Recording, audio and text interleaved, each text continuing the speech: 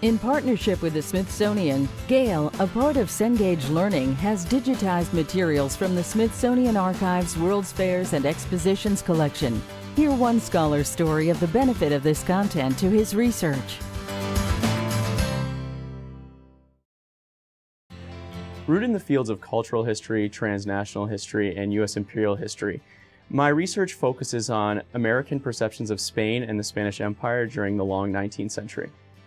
World's Fairs acted as the modern-day Olympics or the modern-day World Cups that we see today. And they become sites of contact where racial ideologies and ideological beliefs can be represented by a specific country.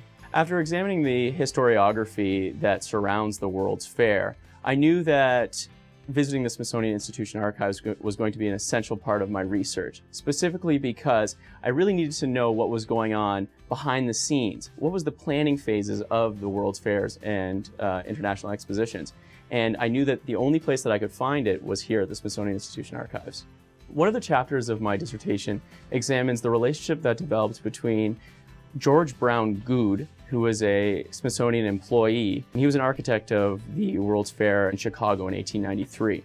My research looks at the relationship that developed between him and his counterpart in Spain in 1892, as both celebrated the 400th anniversary of Columbus's discovery of the New World. They were going to do this in two separate ways initially, but through a correspondence that existed between the Smithsonian Institution employees and their counterparts in Madrid, they decided to borrow from each other's exhibits. So actually a lot of the artifacts that were displayed in Madrid in 1892 were also displayed in Chicago in 1893. Before I conducted my research, I did not know that such a close bond was developed between Goode and the World's Fairs administrators in Madrid. It allows me to argue against the belief in the Black legend that all Americans actually did not have a negative perception of Spain, Spanish history, and Spanish culture during the period. Specifically in regards to Record Unit 70, George Brown Goode's letterpress books, they were extremely helpful in my research. It really allowed me to get into the mind of the individual and to see the correspondence that he had with his staff as well as administrators in Madrid, Spain.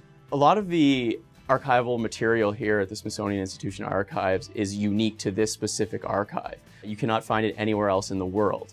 So coming here to the Smithsonian Institution Archives and conducting research allowed me to gain a better understanding not only from my dissertation, but also my teaching experiences as well. The benefit of having a lot of these sources digitized now is accessibility. It allows an individual that is studying in Tokyo, or an individual that's studying in Berlin, or an individual that's studying in Cairo to access these sources without having to come to the Smithsonian Institution Archives. And that's extremely helpful, not only for graduate students, but also undergraduate students as well.